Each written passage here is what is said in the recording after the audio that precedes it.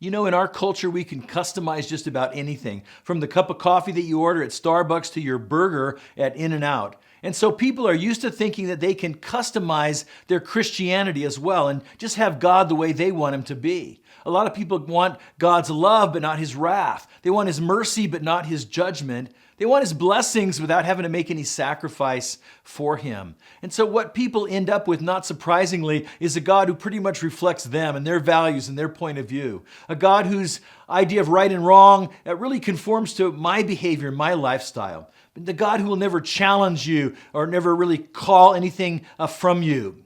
But by the same token, that's a God who can never really inspire you either and doesn't really evoke any kind of sense of awe or amazement from our hearts.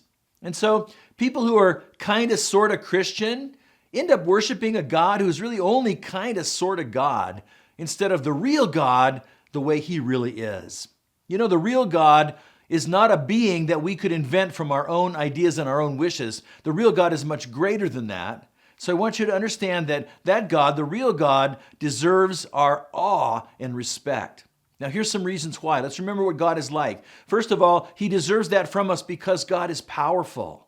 If you think about the expanses of the universe, God made everything, all the stars and the glorious heavens, but all the way down to the microscopic subatomic particles. That God deserves our awe.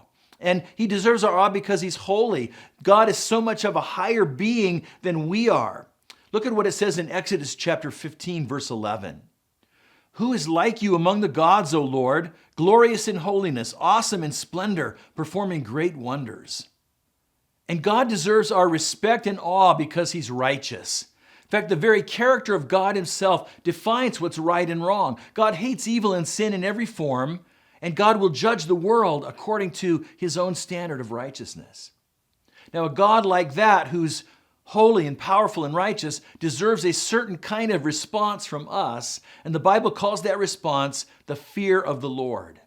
Now, I don't want you to get the wrong idea when I talk about fearing God. This is not an emotion of terror or fright or even anxiety in front of God. This phrase refers to an underlying attitude, a heart attitude toward God, where we approach God his way instead of our way. And so to define fearing God, it means that we hold him in great esteem. We hold him in with the deepest honor. We respect and we have this awe of God, and we deeply reverence him in every possible way. Another way to talk about that is we could say that God is a really big deal, and we hold God as the really big deal, the really significant, important person that he is. Psalm 36 talks about it like this. Sin whispers to the wicked deep within their hearts. They have no fear of God at all. In their blind conceit, they cannot see how wicked they really are. So in that verse, sin is whispering to our hearts. It's telling us, do your own thing, do what you want, it's your life. Don't take God too seriously. The opposite of that in the verse, it says, is to fear God. And so when you really understand the nature of biblical Christianity, you realize that God deserves this awe and this respect from us. That God is the kind of God that makes us want to say, wow, that we should fall down before him on our knees, even on our face, that God deserves to be saluted. That's the kind of God that he is. Your God that you created out of your own imagination does not have that power. Now we say that God deserves respect and awe from us. He deserves to be feared because that's who he is. But there's more to it than that. There's also a benefit. There's something good that happens in our lives from fearing God. And I want you to understand that if you treat God with respect, you'll be blessed. So God is not like some big bully that's going to pound you if you don't, kiss up to him and do whatever he wants. But rather, God invites us into life the way that it was created to be, with him at the center. Life with God at the center, where everything else is integrated around him. And that's a life of blessing. So the Bible tells us in the book of Proverbs that fearing God leads to wisdom. Fear of the Lord is the foundation of wisdom. Knowledge of the Holy One results in good judgment. See, the proper appraisal of God, the proper attitude from God, is what allows us to really understand how life works, to really be wise. And then the Proverbs say that fear of God is like a fountain of life.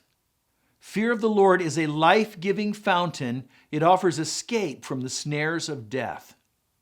So when you treat God like a big deal, then that's the source of the best kind of life, that it's like a fountain overflowing in your life. But more than that, it says that you avoid all kinds of troubles that life brings by that attitude toward God. And then the third blessing that we experience is that fear of God enriches life. True humility and fear of the Lord leads to riches, honor, and long life. Now, the things that we read in the book of Proverbs are not unconditional promises. They're general statements about how life typically works in the world God created. And so generally speaking, even though we can find exceptions, that if you want the best of life, then you treat God with honor and with respect. Now, there's one more thing I want to share with you. If this is your attitude to fear God, then it's going to change how you act. If God is a really big deal, then you will obey him. Philippians chapter 2, verses 12 and 13 say, "Work hard to show the results of your salvation, obeying God with deep reverence and fear.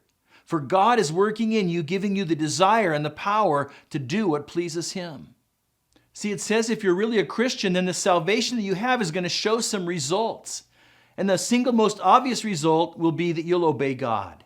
An obedience that, it says, flows out of a deep respect and deep reverence and fear of God in your life. So if God really is, the real God really is worthy of that kind of awe and respect and honor, then I'm going to choose over and over again, day in and day out. As a result of that, I'm going to choose to do what God wants and to do what God says, even if it might not be the easiest or most convenient thing. Now, here's the good news. In verse 13, it says, this is a work of God in our life. That God is the one who gives us the desire. He's the one who changes our heart. That God is the one who gives us the power to put it into practice. With the ultimate result, it says, is that we do what pleases God. And that demonstrates that we really do have a real relationship with him and that we have the right attitude toward him. So, for example, it's completely inconsistent to say, I'm a Christian, but I'm going to sleep with my boyfriend, to sleep with my girlfriend, because God has said otherwise. It's completely inconsistent to say, I'm a Christian, but I'm going to spend hours online looking at pornography.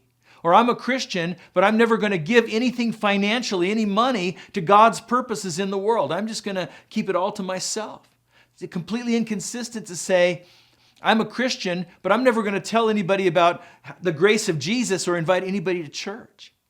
And so the operative question today in this passage is, does your lifestyle, does your behavior reflect that God really is a big deal to you?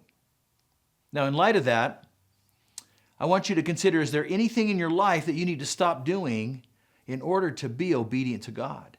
Something that you're doing that you shouldn't be doing? Or is there anything in your life that God's leading you to do that you haven't done and you need to start doing in order to be obedient to God? Remember that God's the one who gives the desire and the power to put it into practice, and we do it because we believe God really is a big deal.